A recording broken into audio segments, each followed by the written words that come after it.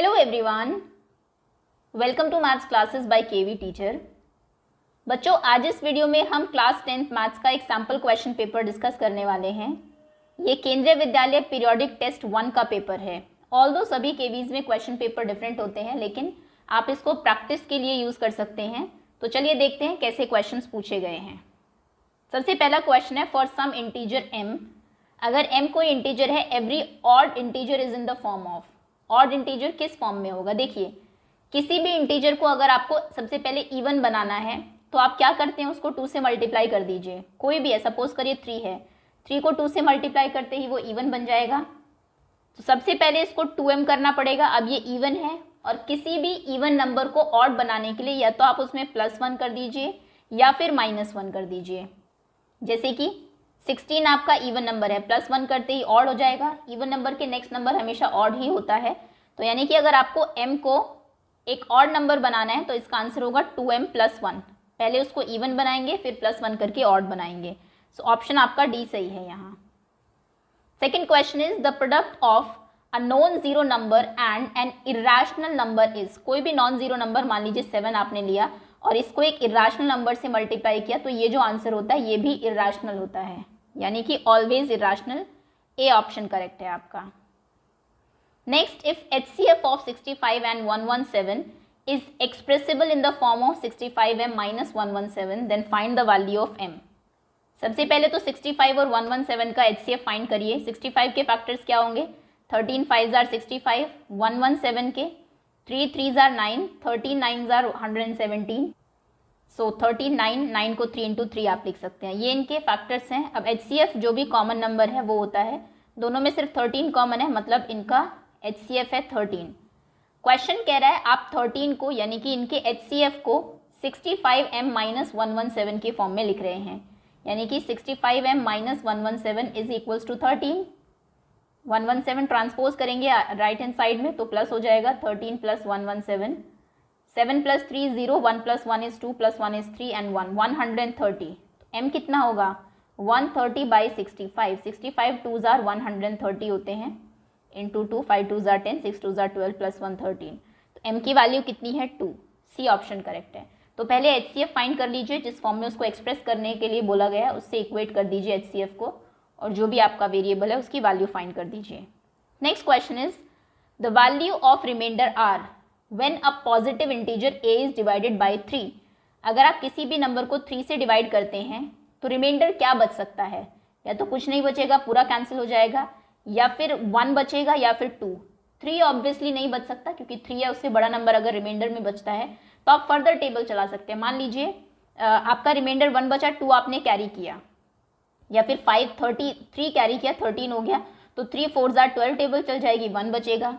Reminder जो होता है वो हमेशा इससे छोटा होता है आपके डिवाइजर से, तो यानी कि 0 and 1 and 2 ये आपके रिमाइंडर हो सकते हैं। So option C is correct. A rational number is in its decimal expansion 327.7081। एक रैशनल नंबर को आपने ऐसे लिखा, what would be the prime factor of q when the number is expressed in the form of p/q। ये कैसा number है?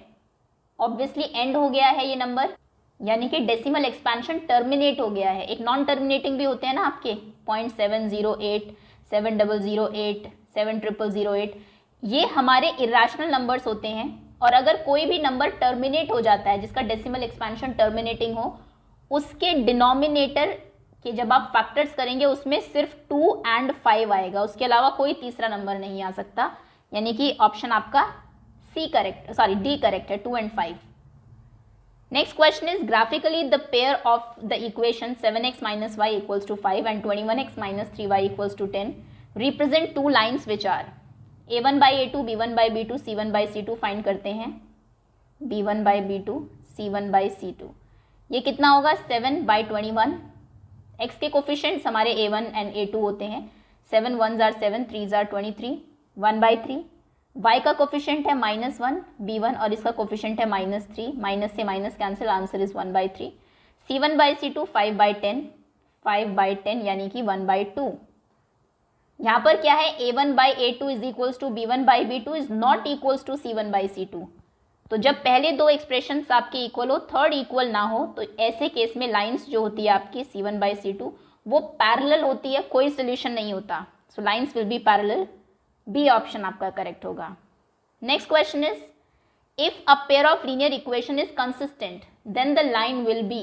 Linear equation अगर consistent है तो या तो एक सोल्यूशन है आपका या फिर मेनी सोल्यूशंस है, तो या तो लाइन इंटरसेक्ट कर रही है या फिर कोइंसिडेंटल है, हर पॉइंट पे वो मतलब एक लाइन के ऊपर दूसरी लाइन है, सभी पॉइंट्स जो है उसके सोल्यूशन है। पैरेलल लाइंस अगर होती है जिनमें एक भी सोल्यूशन नहीं होता, ऐसी इक्वेशन को हम इनकंसिस्टेंट बोलते हैं।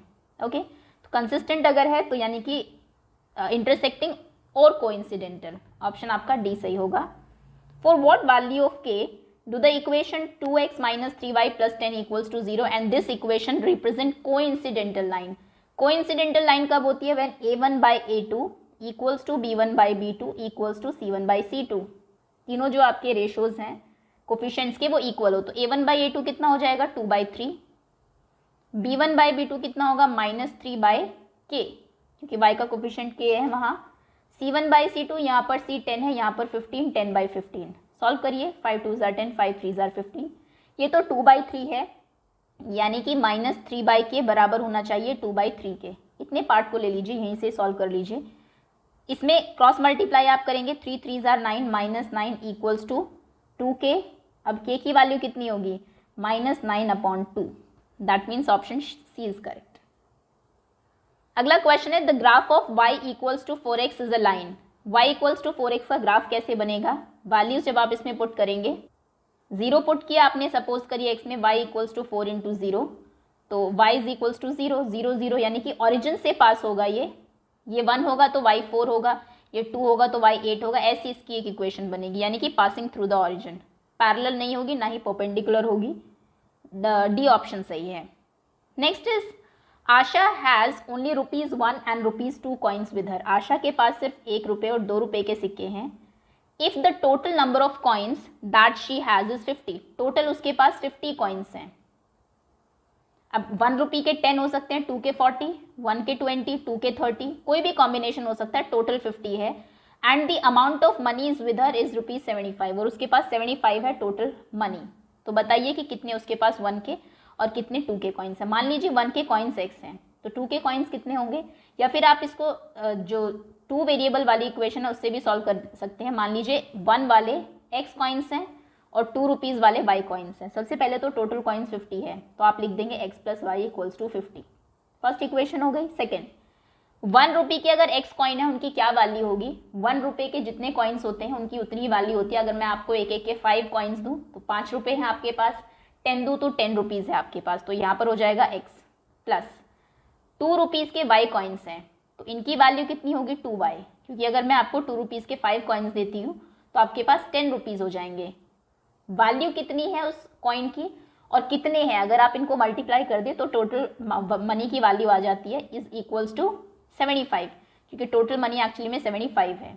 अब सॉल्व करिए, minus minus minus cancel, y - 2y is sorry yes -y and 50 - 75 is -25।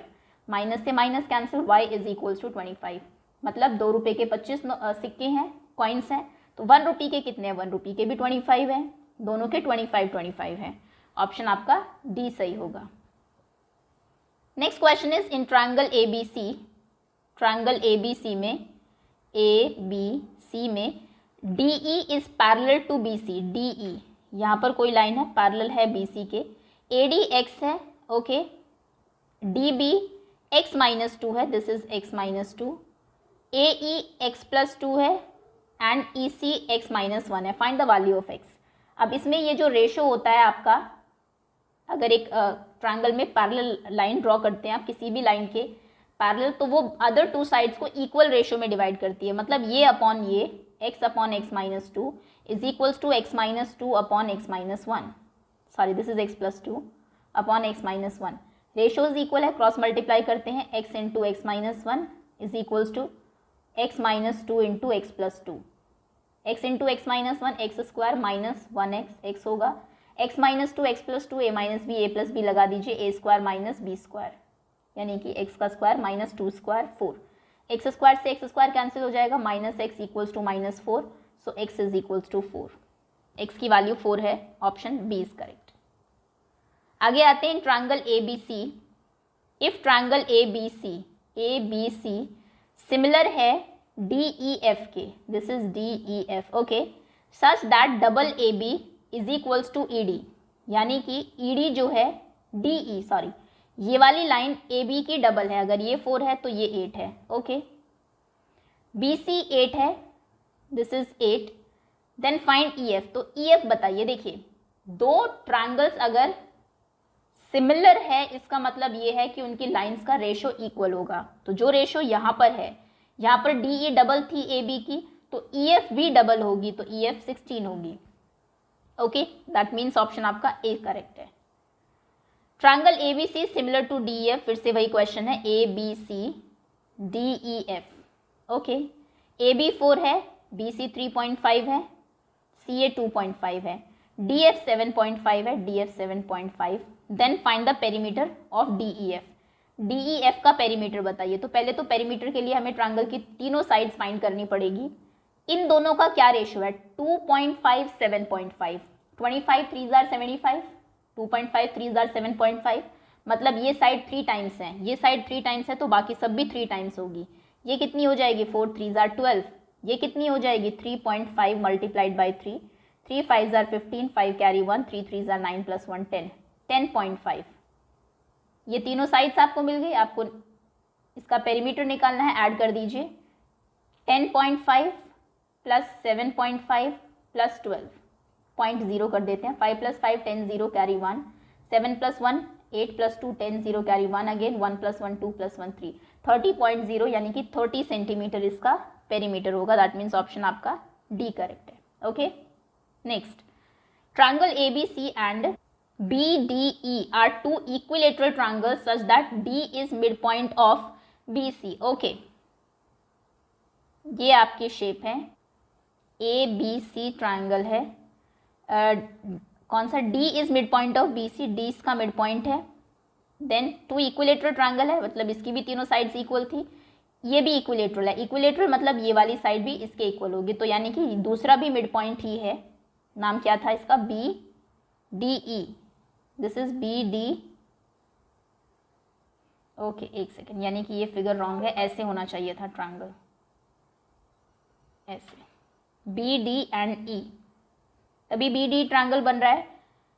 So ratio बताइए इन ट्रायंगल्स का क्या होगा। देखिए, अगर जो साइड का रेशो होता है, एरिया का रेशो साइड के रेशो के स्क्वायर के इक्वल होता है, यानी कि area of triangle ABC upon area of triangle BDE equals to AB upon BD का AB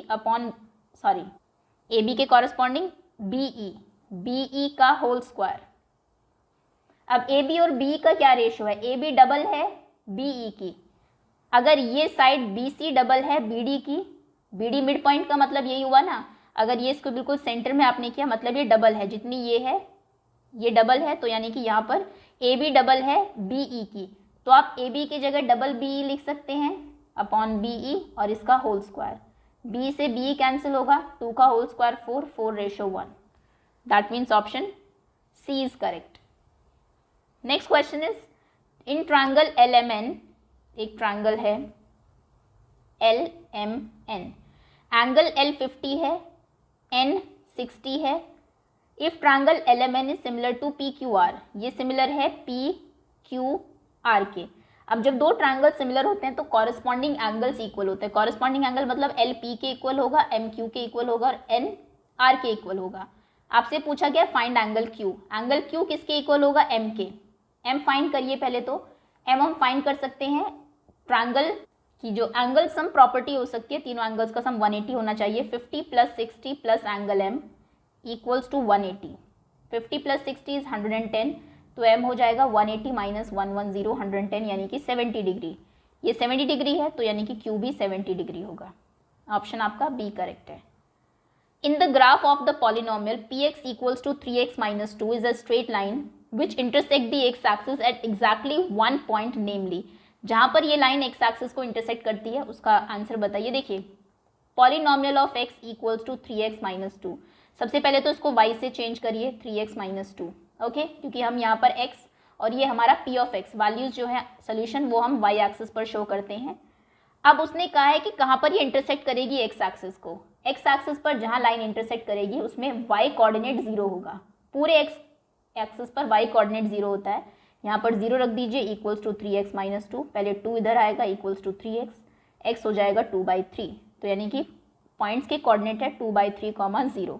सी ऑप्शन करेक्ट है। Next question is the graph of the polynomial ax² plus bx plus c is a downward parabola if. Parabolas क्या होते हैं? ये आपके parabola जो U shape में बनते हैं, और क्वाड्रेटिक जितनी भी इक्वेशन है जिसमें स्क्वायर्स हो, इनका सोल्यूशन हमेशा, इनका जो ग्राफ है पैराबोला बनता है।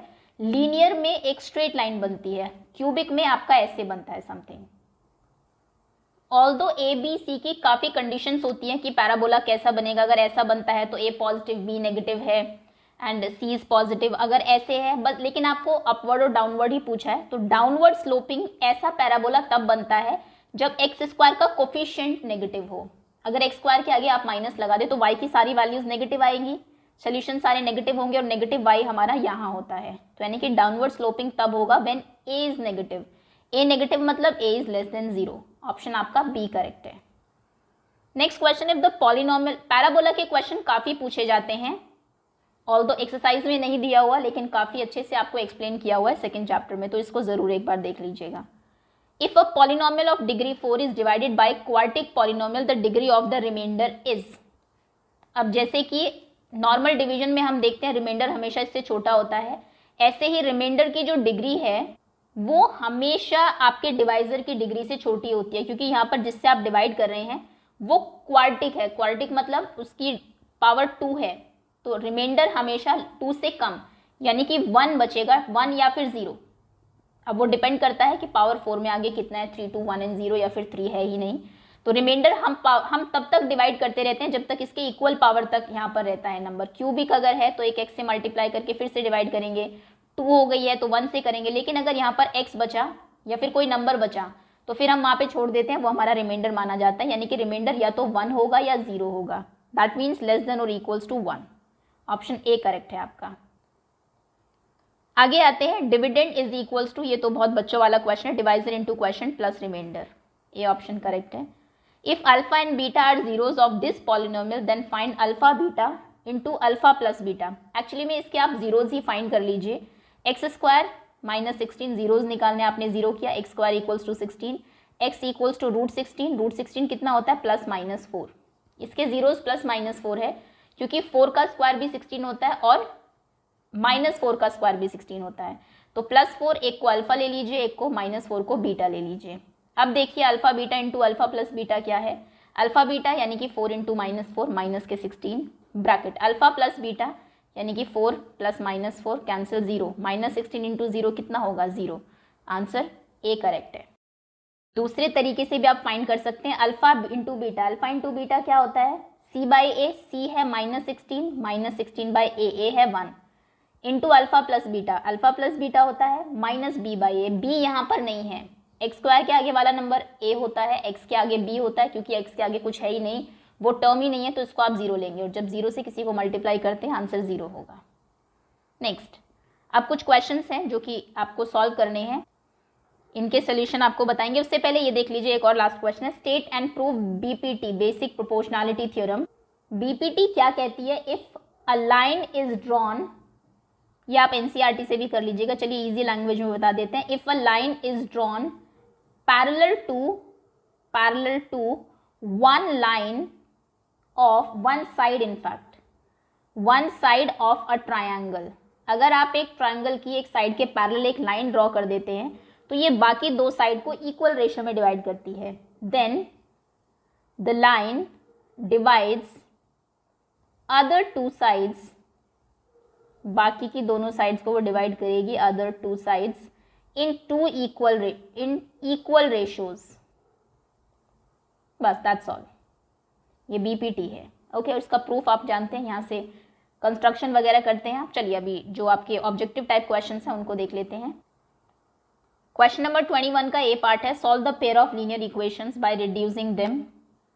What, okay, pair of linear equation है ही नहीं, ये एक ही इक्वेशन दी हुई है। ये एक्चुअली ये एनसीईआरटी का क्वेश्चन है। इसकी सेकंड इक्वेशन थी आपकी 4/√x minus 9/√y is equals to -1। तो मैं इसका सोल्यूशन आपको बता देते हैं। 2/√x plus 3/√y is equals to 2 and second equation is 4/√x minus 9/√y is equals to -1। सबसे पहले हम लोग 1/√x को p q u जो भी आपको अज्यूम करना है p लिया, मान लीजिए 1/√y को आपने q मान लिया। 2/√x को आप 2p लिख सकते हैं, 3/√y को आप 3q लिखेंगे क्योंकि 1/y q अज्यूम किया आपने, this is equals to 2। 4/√x को आप 4p लिखेंगे, माइनस 3/√y को 9/√y को 9q लिखेंगे, दिस इज इक्वल्स टू -1। अब एलिमिनेशन से अगर सॉल्व करना है, इसको 3 से मल्टीप्लाई कर देते हैं पूरी इक्वेशन को। सो 3 2 जार 6, 6p, 3 3 जार 9 plus 9q is equals to 3 2 जार 6, 6 कैंसिल करिए, 9q से 9q कैंसिल होगा, 6p plus 4p is 10p and this is equals to 6 minus 1 is 5। So p is equals to 5/10 यानी कि 1/2। p की वैल्यू 1/2 है। q फाइंड करिए, किसी भी इक्वेशन में पुट कर सकते हैं आप, इसमें रख लेते हैं बिकॉज ईजी भी है। 2p, p यानी कि 1/2 plus 3q is equals to 2। 2 से 2 कैंसिल, 1 उधर जाएगा तो माइनस हो जाएगा, 3q इक्वल्स टू 2 माइनस 1 यानी कि 1। तो यहाँ से q इक्वल्स टू 1/3 आ जाएगा। p 1/2 है और q 1/3 है। अब p q आपने क्या अज्यूम किए थे, p था हमारा 1/√x यानी कि 1/√x इक्वल्स टू 1/2 है, q था आपका 1/√y, this is equals to 1/3। That means √x equals to 2 and √y is equals to 3। Square कर दीजिए क्योंकि रूट हटाने का एक ही तरीका है। So √x square equals to 2 square, √y square is equals to 3 square. यहाँ से रूट और स्क्वायर कैंसिल होंगे, x और 2 का square 4, then y is equals to 3 3 जार 9। ये आपका सोल्यूशन है, x is equals to 4 and y is equals to 9। अगला क्वेश्चन है B part, find the zeros of the polynomial. इस पॉलिनोमियल के जीरोज फाइंड करिए and verify the relationship between the zeros and the coefficients. x square plus 7x plus 10, x square plus 7x plus 10 zeros find करने हैं, equation बनाएंगे, zero से equate करेंगे, middle term splitting करनी है, multiply करके 10 आना चाहिए और प्लस करके 7 आना चाहिए। कौन से नंबर होंगे, 5 एंड 2, 5 2 जार 10 and 5 plus 2 7। X square as it is रहेगा, 10 एज इट इज रहेगा, 7x को आप लिख सकते हैं 5x प्लस 2x। पेयरिंग करेंगे उसके बाद x स्क्वायर प्लस 5x में x कॉमन है, x प्लस 5 होगा, 2x प्लस 10 में 2 कॉमन होगा, ये भी x प्लस 5 होगा and this is equals to 0। एक ब्रैकेट में हम x प्लस 5 रखेंगे, दूसरे ब्रैकेट में x प्लस 2 रखेंगे, this is equals to 0। x equals to -5 and x equals to -2। ये आपका फर्स्ट जो 0 है, this is alpha and this is beta -2। अब रिलेशनशिप जब आपको फाइंड करना है, अल्फा प्लस बीटा कितना है, -5 प्लस -7 यानी कि -5 -7 -12। अल्फा प्लस बीटा किसके इक्वल होता है, -b/a। देखिए -b/a कितना है, माइनस b कितना है आपका यहाँ पर, दिस इज ओके बीटा -2 था, ये -7 लिख दिया, so the answer will be -7। b आपका 7 है, सो -7/a। एक्स स्क्वायर के आगे जो होता है वो आपका a होता है, a 1 है, b 7 है, सो a इज 1 यानी कि -7। दोनों इक्वल है, आप लिखेंगे alpha plus beta is equals to -b/a। First relationship आपने वेरीफाई किया। नेक्स्ट आपको अल्फा इंटू बीटा फाइंड करना है, alpha multiplied by beta, this is equals to alpha है -5 into -2, -5 multiplied by -2, minus minus plus 5 2 जार 10।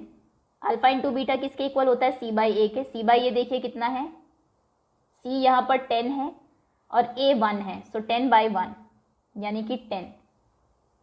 Alpha into beta is equals to c/a। बस relationship verified, खत्म question. Okay, next question है prove that 3 + 2√5 is irrational. जब irrational हम prove करते हैं तो कॉन्ट्रोडिक्शन मेथड से करते हैं। सबसे पहले जो प्रूव करना है उसके ऑपोजिट कुछ अज्यूम कर लेते हैं, मान लेते हैं कि ये रैशनल नहीं है, रैशनल है, उस पर एक दो रैशनल जो आपकी प्रॉपर्टीज है वो लगाएंगे। कॉन्ट्रोडिक्शन होगा तो हम कहेंगे हमने जो अज्यूम किया था वो रॉन्ग है, ये रैशनल नहीं रैशनल है। आप लिखेंगे let 3 + 2√5 is a rational number. मान लीजिए ये रैशनल है, अगर ये रैशनल है तो आप इसको p बाई क्यू की फॉर्म में लिख सकते हैं, 3 plus 2 root 5 is equals to p by q और a बाई b, जो भी आप लिखना चाहें, दिस इज इक्वल्स टू a अपॉन b। और यहाँ पर दो कंडीशन होती है, b is not equals to 0 and a and b are coprime. Coprime मतलब कोई कॉमन फैक्टर उनका नहीं है। हालांकि ये कॉन्ट्रडिक्शन में आपकी हेल्प नहीं करता, ये तब हेल्प करता है जब आपको सिंगल कोई रूट वाला नंबर प्रूव करना हो। यहाँ पर आप क्या करेंगे, ऐसा कुछ करना है कि एक तरफ सिर्फ रूट रहे, बाकी सारे नंबर को राइट हैंड साइड में ट्रांसपोज कर दीजिए। सबसे पहले 3 उधर जाएगा तो माइनस हो जाएगा a by b minus 3, LCM ले लीजिए, a minus 3 into b, 3b upon b, 2 root 5 के इक्वल हो गया। So root 5 is equals to 2 को डिनोमिनेटर में ले आइए, a minus 3b upon 2b। अब ये जो नंबर है आपका, दिस इज रैशनल। आप लिखेंगे a minus 3b by 2b is rational, because यहाँ पर सारे आपके इंटीजर्स हैं, a और b, और 2 और 3 भी इंटीजर्स हैं, लेकिन root 5 is irrational. So rational number कभी इर्रैशनल के इक्वल नहीं हो सकता। आप लिखेंगे rational is not equals to irrational, or this contradict our assumption. ये हमारी जो अजम्पशन है उसको कॉन्ट्राडिक्ट कर रहा है। So root assumption, so 3 plus 2 root 5 is an irrational number, okay. Next, the sum of 2-digit number and the number obtained by reversing the digit is 66। 2-digit number और उसके रिवर्स करने के बाद जो नंबर आता है दोनों का सम 66 है। If the digits of the number differ by 2, दोनों डिजिट का डिफरेंस 2 है, तो नंबर बताइए क्या है। 2-डिजिट नंबर में एक यूनिट डिजिट होती है, तो मान लीजिए यूनिट डिजिट आपकी x है, let unit digit be x, और जो 10th डिजिट है वो y है, by। नंबर क्या होगा, नंबर होता है 10 times 10th digit plus 1st digit, यानी कि 10y plus x। After reversing digits, जब आप डिजिट्स को रिवर्स कर देंगे तब यूनिट डिजिट और 10th डिजिट जो है वो चेंज हो जाएंगी। अब यूनिट डिजिट कितनी होगी, यूनिट डिजिट y हो जाएगी, और जो 10th डिजिट है वो x हो जाएगी। 10th digit will be equals to x। अब नंबर क्या होगा, now number will be 10x plus y। Question में कहा था नंबर, और जब उसको रिवर्स करने के बाद जो नंबर आया दोनों का सम 66 है। So according to question 10y plus x, original number, plus 10x plus y, this is equals to 66। 10y plus y 11y हो जाएगा, 10x plus x 11x, so 11x plus 11y equals to 66। यहाँ से 11 common ले लीजिए, x plus y equals to 66। 11 denominator में चला जाएगा right hand side में, 6। तो ये आपकी पहली इक्वेशन बनती है, x plus y is equals to 6। दूसरा उसने कहा था कि दोनों की डिजिट्स का डिफरेंस 2 है, सो सेकेंड आप बनाएंगे x minus y equals to 2। ये आपकी सेकेंड इक्वेशन है, सॉल्व करिए, y से y cancel, x plus x is 2x, 6 plus 2 is 8, so x is equals to 8 by 2, यानी कि 4। यूनिट डिजिट मिल गई, 10th डिजिट फाइंड करिए, x प्लस वाई 6 था, यहाँ से निकाल लीजिए, x है 4, 4 प्लस वाई 6 होगा, तो y यहाँ से 6 माइनस 4 यानी कि 2 हो जाएगा। यूनिट डिजिट 4 है, 10th डिजिट 2 है, नंबर क्या हो जाएगा, सो द नंबर इज 24। 24 में 2 का डिफरेंस भी है, और 24 का ऑपोजिट 42 होता है, जब आप इसको ऐड करेंगे तो सम 66 भी आएगा। Okay, next question, find all the zeros of this polynomial if you know that 2 of its zeros are √2 and minus √2। जो आपकी इक्वेशन है आप लिखेंगे √2 is a zero of p of x, polynomial of x का √2 एक जीरो है, x equals to √2 obviously. ये √2 उधर ले आएंगे, माइनस में हो जाएगा, तो आप लिखेंगे x minus √2 is a factor. ये उसका p ऑफ x का एक फैक्टर हो जाएगा ऑफ p ऑफ x। एक और जीरो आपको दिया है, आपको कहा है x equals to minus √2 is also a factor, तो आप इज ऑल्सो अ जीरो, ये भी एक जीरो है हमारे पॉलिनोमियल ऑफ x का। माइनस √2 को उधर ले जाइए, प्लस हो जाएगा, x plus √2 is a factor. दो फैक्टर्स आपको मिल गए ऑफ p ऑफ x। उसके बाद आप लिखेंगे अगर ये दोनों p ऑफ x के फैक्टर है तो यानी कि x माइनस √2 इनकी जो प्रोडक्ट है वो भी फैक्टर होगी, x plus √2 is also a factor of p of x। ये भी पॉलिनोमियल ऑफ x जो भी आपका पॉलिनोमियल था उसका एक फैक्टर होगा, x प्लस √2 x माइनस √2, इसमें a square minus b square आप लगाएंगे, x स्क्वायर माइनस √2 का स्क्वायर, x स्क्वायर होगा, √2 का स्क्वायर 2 हो जाएगा। So this is a factor of P of x. ये पी ऑफ एक्स का एक फैक्टर है। अगर ये इसका फैक्टर है तो इस नंबर को इससे डिवाइड करने पर रिमाइंडर कुछ नहीं बचना चाहिए। चलिए डिवाइड करते हैं।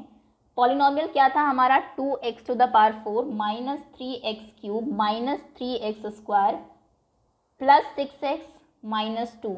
इसको आप डिवाइड करेंगे एक्स स्क्वायर माइनस 2 से। सबसे पहले डिविडेंड की हाईएस्ट पावर वाली जो टर्म है उसको डिवाइजर की हाईएस्ट पावर वाली टर्म से हम डिवाइड करते हैं, तब हमें पता लगता है कि क्वोशिएंट की पहली टर्म क्या होगी। यानी कि आप डिवाइड करेंगे 2x टू द पावर 4 को x स्क्वायर से, कितना होगा, पावर 4 कैंसिल हो जाएगी, 2 बच जाएगी, 2x स्क्वायर, और 2x स्क्वायर आपके क्वोशिएंट की फर्स्ट टर्म होगी। फिर 2x स्क्वायर से इन दोनों को मल्टीप्लाई करेंगे और लाइक टर्म्स के नीचे रखेंगे। 2x square into x square is 2x to the power 4, 2x square into minus 2 is minus 4x square. X square वाली टर्म के नीचे रखेंगे माइनस, प्लस साइन चेंज करेंगे, cancel, minus 3x cube as it is, minus 3x square plus 4x square, ये plus के 1x square हो जाएगा, plus 6x as it is minus 2 as it is. अब यहाँ पर हाईएस्ट टर्म है minus 3x cube, इसको डिवाइड करेंगे x स्क्वायर से तो ये हो जाएगा माइनस 3x स्क्वायर से कैंसिल होगा x, minus 3x next term बनेगी, minus 3x into x square, minus के 3x cube, minus 3x into minus 2, minus minus plus 6x, plus minus cancel cancel, x square minus 2। अब x square को x square से cancel करेंगे तो 1 जा table चलेगी आपकी, x square minus 2, sign change करेंगे, रिमाइंडर कुछ नहीं बचा। जैसा हमने कहा था पहले भी कि एक्स स्क्वायर माइनस 2 इसका एक फैक्टर है, वो यहाँ पर प्रूव भी हो गया कि एक्चुअली में ऐसा ही है, क्योंकि रिमाइंडर हमारा कुछ नहीं बचा। उसके बाद हम क्या करते हैं, जो ये आपका क्वोशिएंट आया है इसके फैक्टर करेंगे और यहाँ से आपको अदर 2 जीरोज मिलेंगे। 2x square minus 3x plus 1, minus 3x plus 1। Factors के लिए मिडिल टर्म स्प्लिटिंग से करेंगे, मल्टीप्लाई करेंगे तो 2 आना चाहिए और ऐड करके 3 आना चाहिए, यानी कि फैक्टर्स क्या होंगे 2 and 1। तो ये हो जाएगा 2x square minus 2x minus 1x, तभी 3x बनेगा, plus 1 as it is, 2x x minus 1, minus 1 common लेंगे, x माइनस 1, एक ब्रैकेट में आप रखेंगे x माइनस 1, दूसरे में रखेंगे 2x माइनस 1, 0 से इक्वेट करेंगे x माइनस 1 0, 2x माइनस 1 0, सो x यहाँ से होगा 1 और यहाँ से x हो जाएगा 1/2। ये आपके अदर 2 जीरोज है, तो आप लिखेंगे other 2 zeros of p of x, यानी कि polynomial of x are 1 and 1/2। Okay, and that's all. इसी के साथ क्वेश्चन पेपर आपका फिनिश होता है। Thank you so much for watching.